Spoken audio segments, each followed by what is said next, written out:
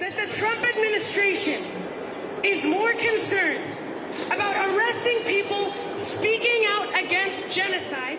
গাজায় ইসরায়েলি আগ্রাসনের প্রতিবাদে এবং ইসরায়েলি সেনাবাহিনীর সঙ্গে যুক্ত কোম্পানিতে বিনিয়োগ প্রত্যাহারের দাবিতে গত মে মাসে চূড়ান্ত পরীক্ষার সময় বিক্ষোভে ফেটে পড়েন যুক্তরাষ্ট্রের নিউ ইয়র্কের কলম্বিয়া বিশ্ববিদ্যালয়ের শিক্ষার্থীরা। ধীরে ধীরে তা ছড়িয়ে পড়ে দেশটির বিভিন্ন শিক্ষা প্রতিষ্ঠানে। চলে ব্যাপক ধরপাকড়। শিক্ষার্থীদের দাবি ছিল বিশ্ববিদ্যালয়ের বিনিয়োগ নীতিতে পরিবর্তন এবং ফিলিস্তিনিদের প্রতি সংহতি প্রকাশ করা। এবার বিক্ষোভে অংশ নেয় বেশ কয়েকজন শিক্ষার্থীকে বহিষ্কার ও বরখাস্ত করেছে বিশ্ববিদ্যালয়ের প্রশাসন। এক প্রতিবেদনে এ তথ্য জানিয়েছে কাতার ভিত্তিক সংবাদ মাধ্যম আল জাজিরা।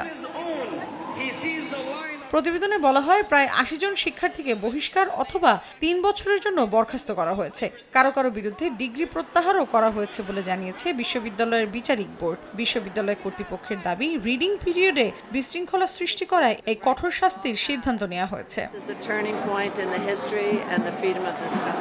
তবে আন্দোলনকারীরা বলছেন তাদের প্রতিবাদ ছিল ন্যায়সঙ্গত এবং ফিলিস্তিনের পক্ষে অবস্থান নেয়ার অধিকার সাংবিধানিক। কিছু শিক্ষার্থীকে ক্যাম্পাসে ফিরতে হলে ক্ষমা প্রার্থনার শর্ত দেওয়া হলেও তারা তা মানতে অস্বীকার করেছেন বলেও জানা গেছে।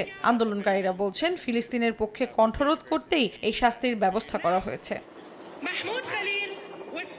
বিশেষজ্ঞরা বলছেন কলম্বিয়া ইউনিভার্সিটির এই পদক্ষেপ নতুন করে প্রশ্ন তুলছে শিক্ষার্থীদের মত প্রকাশের স্বাধীনতা ও প্রতিবাদ ঠিক কতটা সুরক্ষিত। মৌসুমী সাথী, সময় সংবাদ।